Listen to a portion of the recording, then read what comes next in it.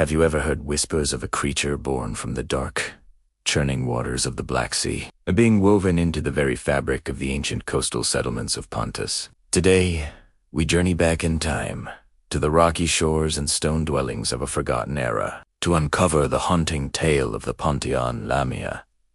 Forget the vampires and werewolves you think you know. The Lamia of the Black Shore is a far older, more mysterious entity. The stories, passed down through generations of maritime communities, speak of a tall, spectral figure, a woman with an unnaturally elongated form who emerges from the sea under the cloak of an overcast sky. Her skin, they say, has the cool, matte finish of sea-weathered bronze, a testament to her aquatic origins. Her face is narrow, with high cheekbones that cut through the twilight, but it's her eyes that truly captivate and terrify. Large, forward-facing, and framed by heavy lids, they hold the depth and the coldness of the sea itself. Her hair, a thick, untamed cascade of dark waves, flows around her like a shroud, unbound and perpetually damp with salty spray. Imagine a fisherman, mending his nets as the gray light of dawn breaks over the horizon. The sea is calm, its surface like dark glass. He catches a movement at the edge of his vision, down by the rocky shoreline where the waves gently kiss the stones. It's her, the Lamia. She doesn't walk like a mortal woman. She glides, a silent, fluid motion that seems to defy the rugged terrain. She wears simple, draped garments of linen and wool, the kind common to the folk of Pontus, yet on her, they seem ethereal, almost part of the mist rising from the water. The myth of the Pontian Lamia is not one of overt violence or monstrous aggression. It's a story steeped in melancholy, a tale of profound loss and an unending, sorrowful search. Unlike other Lamia legends from different parts of the ancient world, which often depict a child-devouring monster born of rage and divine punishment, the Pontian version is subtly different. Her story is tied to the sea, to its power to both give and take away life. Local lore suggests she was once a mortal woman, a mother who lost her child to the unforgiving waves of the Black Sea.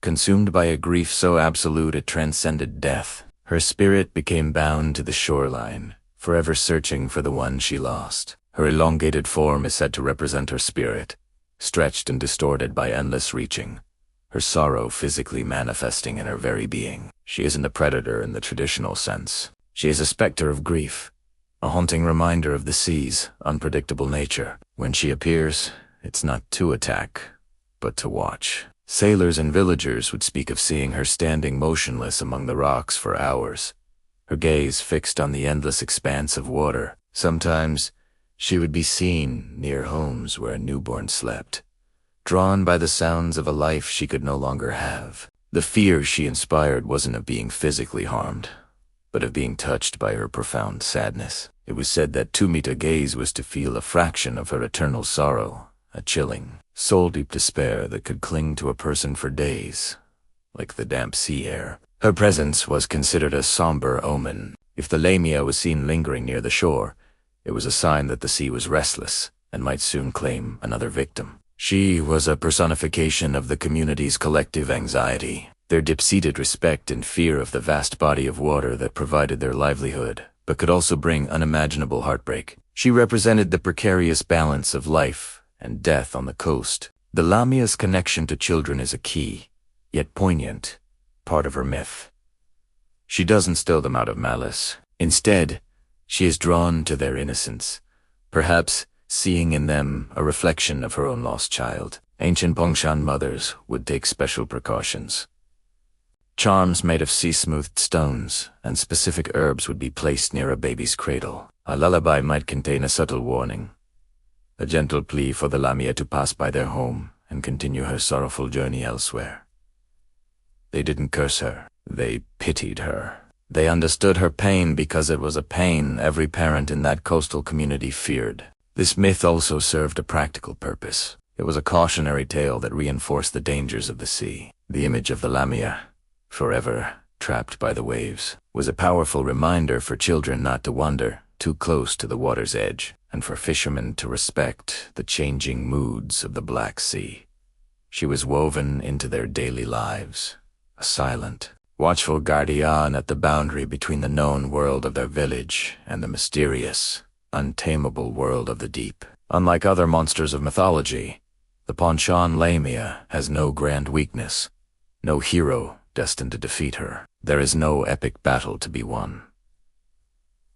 How can you defeat an emotion? How can you slay grief itself? She is not a creature to be fought, but an entity to be understood and, in a strange way, respected. Her legend is a beautiful, melancholic poem about loss, memory, and the powerful, eternal bond between a mother and her child, all set against the dramatic backdrop of the ancient Black Sea coast. So the next time you look out over a vast, dark body of water, under a gray and moody sky, think of the Pontian Lamia. Think of the tall, sorrowful figure with sea-weathered skin and eyes that hold the ocean's depths. She is more than just a monster from a forgotten myth.